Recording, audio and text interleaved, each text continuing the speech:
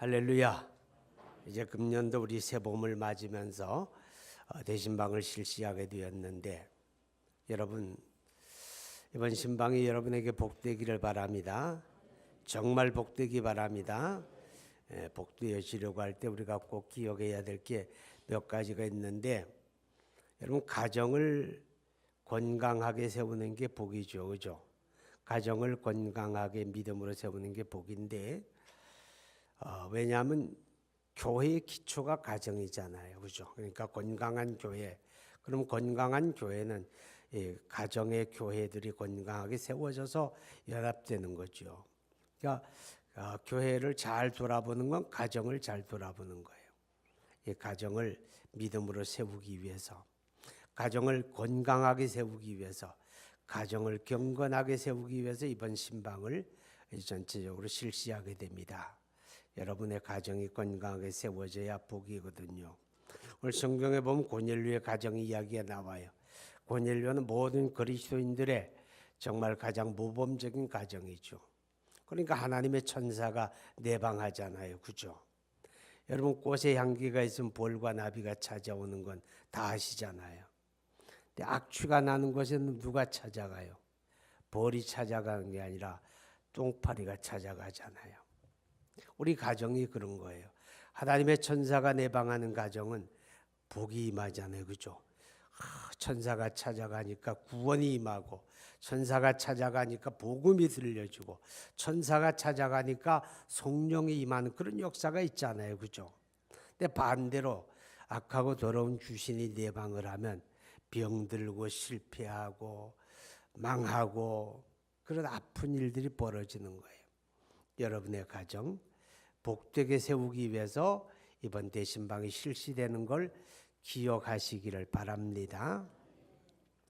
자, 그래서 우리 가정을 잘 건강하게 세워서 하나님의 천사가 기쁨으로 내방하는, 하나님의 천사가 갈 때 빈손 들고 가지 않잖아요. 그죠? 하나님의 천사가 고넬료 집에 방문할 때 빈손으로 간 거 아니에요. 여러분 4절 5절 한번 봐요. 고넬료가 주목하여 보고 두려워 이르되 주여 무슨 일이니까 천사가 이르되 내 기도와 구제가 하나님 앞에 상달하여 기억하신 바가 되었으니 내가 지금 사람을 요바에 보내어 베드로라는 시몬을 청하라. 하나님의 천사가 너무너무 행복한 복된 메시지 들고 가잖아요. 그죠? 하나님의 천사가 복된 메시지를 가지고 고넬료의 집에 가는 것처럼 이 천사가 뭐예요? 천사는 영적인 피조물인데 하나님이 쓰시는 하나님의 사자거든요. 그러니까 천사가 자기 자격으로 고넬료를 찾아간 게 아니라 하나님의 사자의 자격으로 고넬료의 집에 보냄을 받은 거예요. 하나님이 그를 보낸 거잖아요. 그죠? 그럼 신방을 진행하는 목사님들은 하나님의 사자요 동시에 교회의 사자입니다. 교회의 사자로 여러분의 가정을 찾아가는 거예요. 그래서 내 빈손으로 가는 게 아니에요. 선물 사가지고 오나? 그런 거 바라는 거 아닌 거 아시죠? 영적인 하나님의 은혜를 가지고 가는 거예요.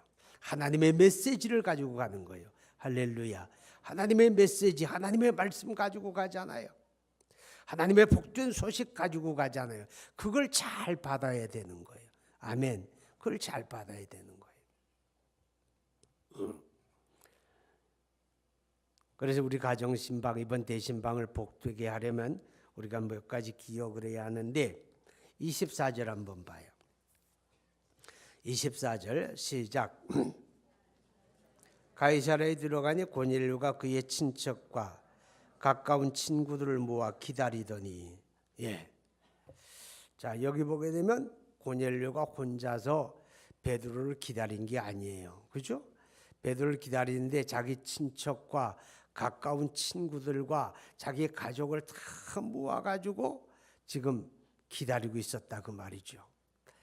여러분 복된 신방은요 현대 사회라고 하는 게 너무 복잡 다단해 가지고 가족들이 함께 모이는 게 정말 어려워. 그렇죠, 그죠? 정말 어려워.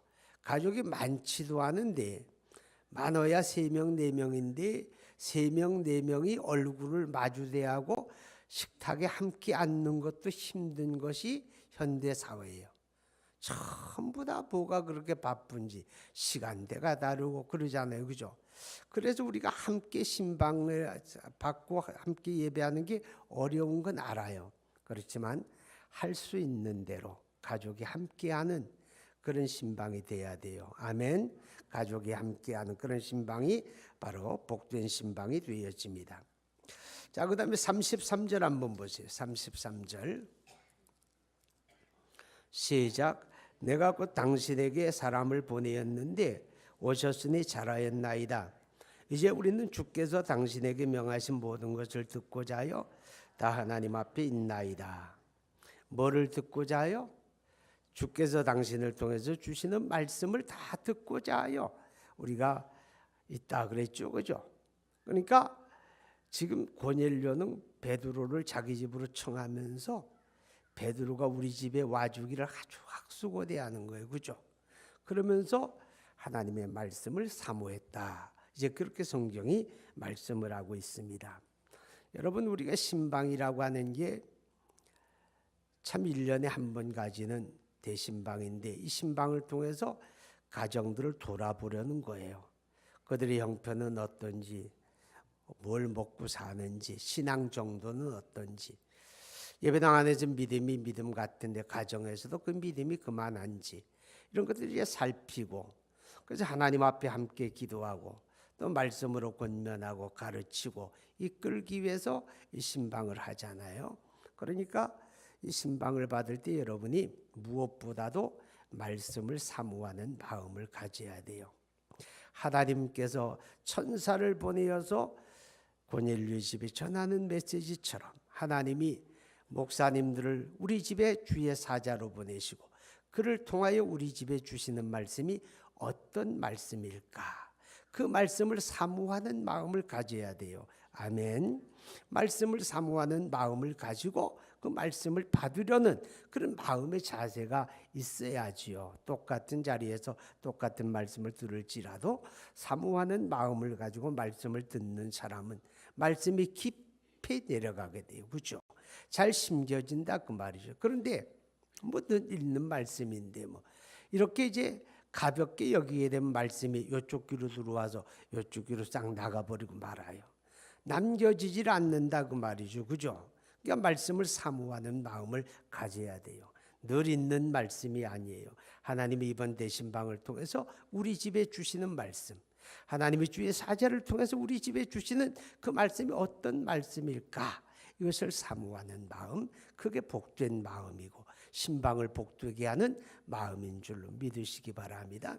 이렇게 말씀을 사모하는 사람들은 말씀을 잘 듣고 그 말씀이 내 삶에서 열매 맺어야 되는 거예요. 그죠? 열매 맺어야 되는 거예요. 그러려면 말씀 들은 걸 실천을 하고 순종을 해야 하거든요.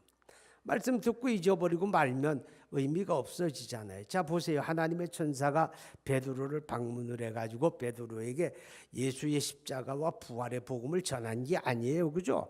그런 거 안 전했어요. 다만 요바에 사람을 보내어 베드로라는 시몬을 청하라. 이게 메시지였어요. 이게 메시지였다고. 자, 여러분, 천사를 만난 고넬료가 만약에 내가 도대체 시몬이라는 사람이 어떤 사람인지 알지도 못하고 뭐 자세하게 그 사람이 와서 너희 집에 무엇을 전할 것이다, 어떤 복된 일을 할 것이다, 뭐 그런 구체적인 내용을 알려주지도 않고 그냥 거두절미하고 그냥 요바에 보내어서 사람을 보내어서 베드로 데려와라, 이게 메시지니까. 듣고 나서 고넬료는 누구예요? 고넬료는 로마 군대의 백부장 장교라 그 말이죠. 장교인데, 그리고 시몬 베드로라고 하는 사람은 식민지에 사는 그저 미천한 백성이 지나지 않거든요. 그러고 무시할 수도 있거든요. 아이고, 뭐 내가 들을 게 뭐가 있다고, 뭐가 그렇게 배울 만한 게 있다고 그냥 무시해버리고 따르지 않았더라면 그 집에 하나님의 구원이 왔을까 안 왔을까? 안 오지요. 그죠? 만약에 고넬료가 무시하고 순종하지 않았으면 그 집에 하나님의 성령 충만의 은혜가 올 수가 없는 거예요. 그죠? 그러나 고넬료가 겸손하게 말씀 받아들이고 그리고 자기 사람들 가운데 경건한 사람들을 뽑아서 저 요바로 보내서 베드로를 정중하게 자기 집으로 초청하잖아요. 그래서 베드로가 온 거예요. 여러분, 말씀 잘 듣고 순종해야 되는 거예요. 아멘. 말씀을 사모하는 마음으로 받으면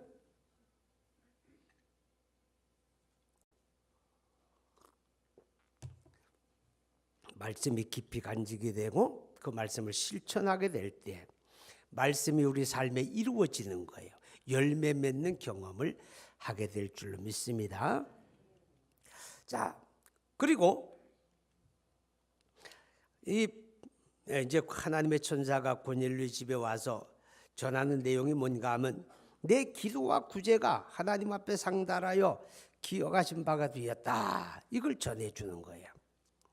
얼마나 복된 거예요. 그렇죠?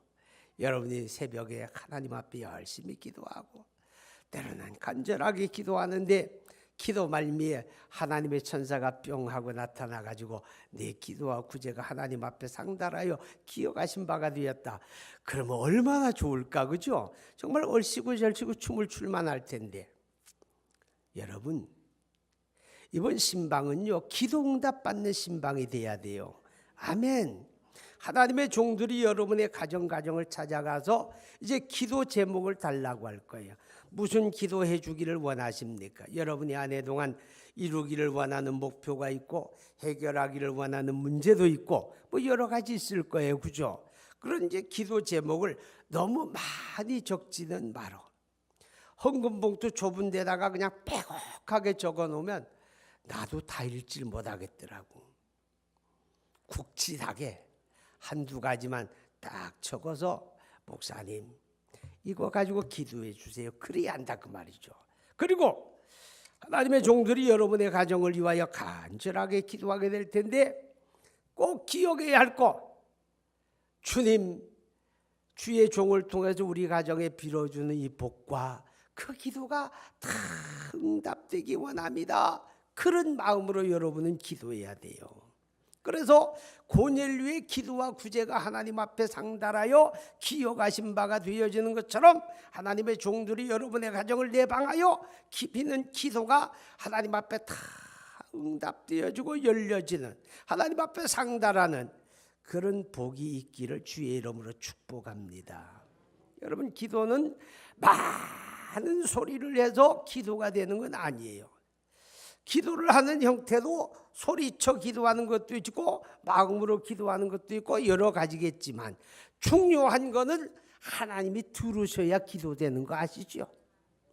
내가 밤새워 소리쳐도 하나님이 듣지 않으면 기도가 아니다 그 말이에요.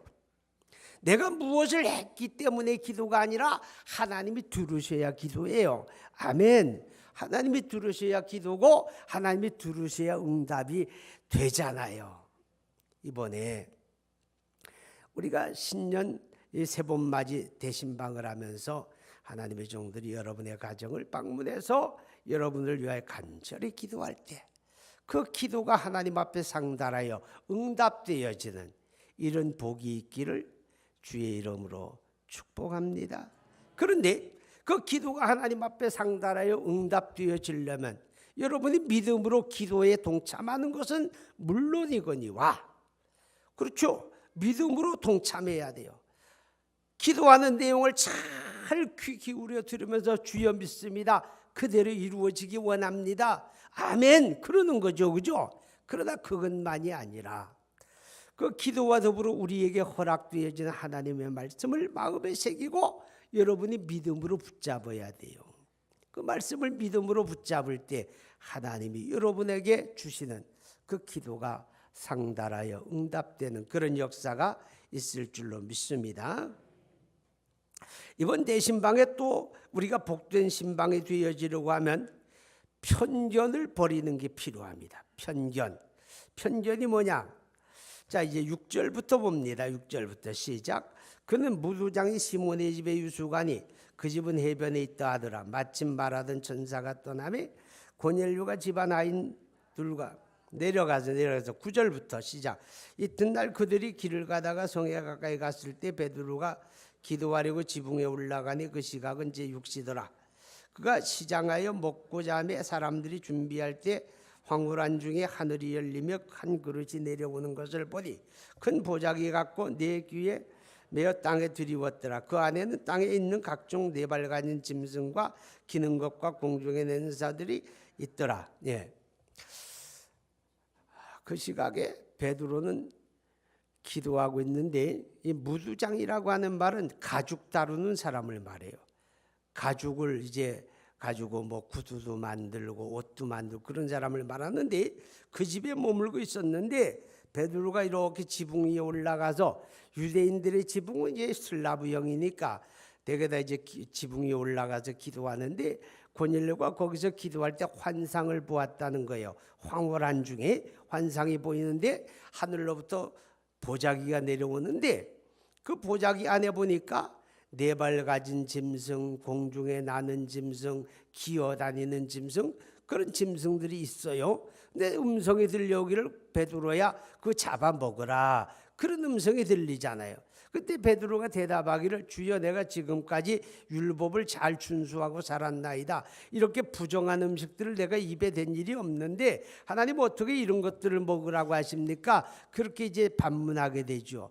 그때 하늘의 음성이 들려오기를, 이제 15절을 보면 이렇게 말씀을 해요.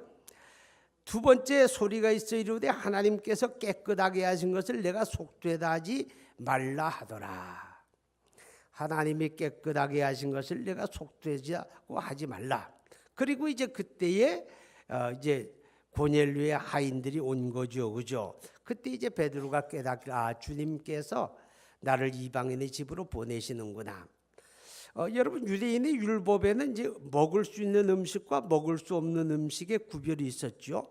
이제 그런 것처럼 유대인들은 어떤 편견을 가지고 있었는가 하면, 하나님은 유대인의 하나님이라는 편견이 있었어요. 하나님이 보내시는 그리스도 메시아는 유대인을 위한 메시아라는 그런 편견을 갖고 있었죠. 그렇기 때문에 이 하나님의 구원에는 이방인들은 참여할 자격이 없다고 생각을 했어요.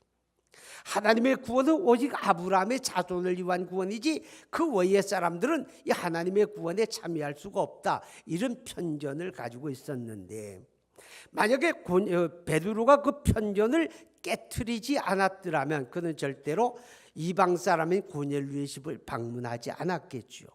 만약에 그 편견을 깨지 않고 방문하지 않았으면 고넬료의 집에 하나님의 구원은 임할 수가 없는 거잖아요, 그죠?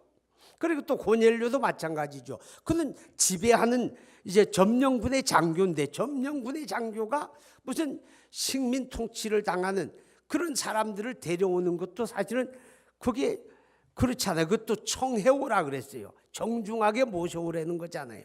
그냥 뭐 자기 종조를 보내 창을 꼬나들고 가가지고 너 베드로지? 너 따라와, 뭐 체포해가지고 올 수도 있는 거예요.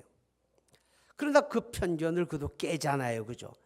베드로도 편견을 깨고 고넬료도 편견을 깨니까 하나님의 복이 임하는 거예요. 하나님의 구원이 임하는 거예요. 성령이 임하는 거예요. 할렐루야. 기억하시기 바랍니다. 우리에게도 그런 편견을 좀 깰 필요가 있어요. 여러분에게 어떤 편견이 있는가 우리 한번 생각해 볼 필요가 있는데, 많은 경우에 어떤 편견이 있는가 하면 담임 목사님이 대신방을 해야지, 어떻게 교구 목사님들이 대신방을 할까, 이런 편견을 가지고 있는 게 있어요. 그 편견을 깨시기 바랍니다. 앞서서 말씀드릴 때 여러분의 가정을 신방하는 목사님들은 주님의 사자요, 동시에 교회가 보내는 사자입니다. 교회의 대리자다 그 말이죠. 교회의 사자예요. 누가 가느냐가 중요한 게 아니라 그가 교회의 사자로 보냄을 받는 거예요. 아멘. 그래서 교구 목사님인데 그런 편견을 깨야 복됩니다. 그러니까 이기찬 목사님이든 이재영 목사님이든 김경현 목사님이든, 김경현 목사님은 한수 받은 지 1년도 안 됐는데 그딴 편견을 가지면 복이 안 돼요. 주님이 보내는 주의 사자로 받으세요. 할렐루야.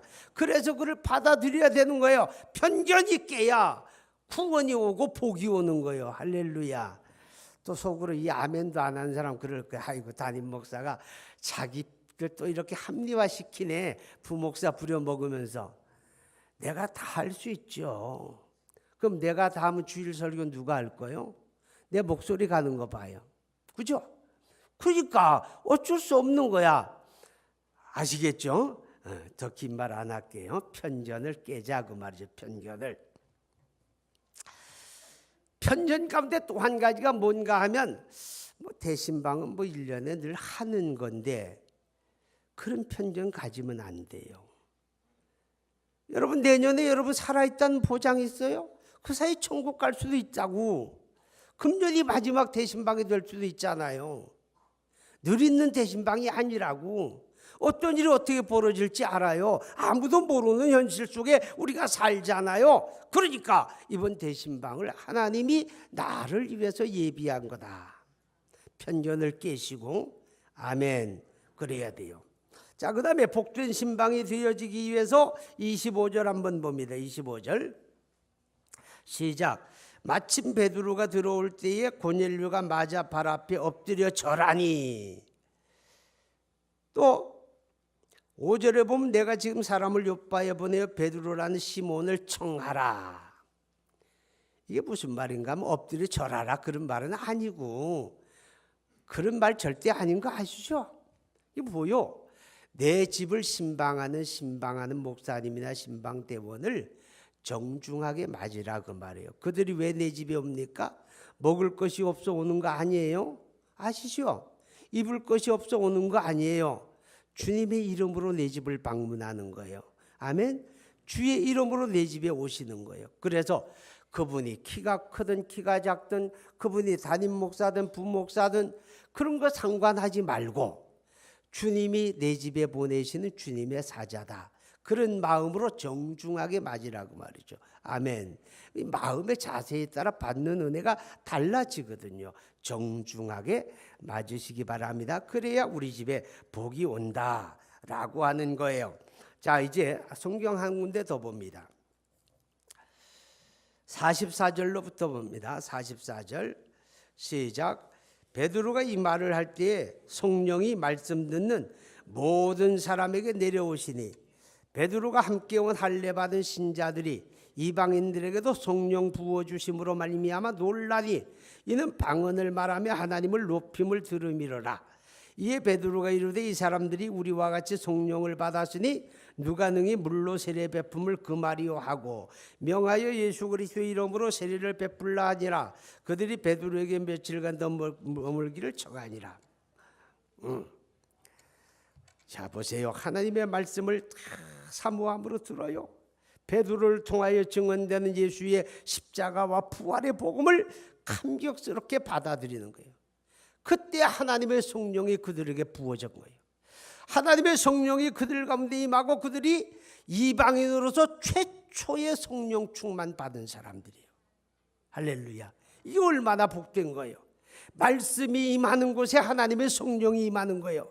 말씀을 믿음으로 받는 곳에 하나님의 성령이 임하시는 거예요. 하나님의 성령이 임하고 성령의 충만을 받고 그들이 방언하고 하나님을 높이고 할렐루야. 하나님의 구원이 그렇게 나타나잖아요. 이번 대신방이 그런 신방 되기 바랍니다. 여러분이 믿음으로 말씀을 받아들이고 그 말씀을 믿음으로 붙잡을 때 하나님의 성령이 그 말씀 듣는 고넬료의 집에 임하는 것처럼 말씀 듣는 여러분에게 임해서 여러분이 성령 충만 받아야 돼요. 여러분 금년에 우리 신앙생활의 목표가 오직 감사와 찬양이잖아요. 여러분 저거 죽었다 깨닫도 인간적으로는 안 돼요. 성령 충만하면 돼요. 아멘. 성령 충만하면 감사가 있어요. 여러분의 가정에 불평과 원망이 그냥 녹슬은 것처럼 그렇게 찌들어 있다고 해도 성령 충만 받으면 싹 벗겨져요. 감사가 나온다니까 찬송이 나오는 거예요. 그렇게 바뀌어져야 하잖아요. 그래야 승리하잖아요. 성령 충만함. 성령 충만 받고 감사와 찬양이 흘러넘치는 여러분의 가정에 그런 역사가 이루어지는 2019년 새봄맞이 대신방을 이루기를 주의 이름으로 축복합니다. 우리 함께 기도합니다. 이 시간 함께 기도할 때 하나님, 금년 세분맞이 대신방이 우리 가정을 건강하게 세우는, 우리 가정을 하나님의 복으로 세우는 그런 기회가 되게 해달라고, 하나님의 종들을 통하여 비는 기도가 하나님 앞에 상달하는 대신방 되게 해달라고, 하나님의 말씀이 임할 때 구원이 임하고, 말씀을 통하여 성령이 임하고, 하나님의 말씀을 통하여 하나님의 복이 임하는 그런 대신방이 되게 해달라고 우리 간절히 합심해서 기도합니다. 거룩하신 하나님 아버지,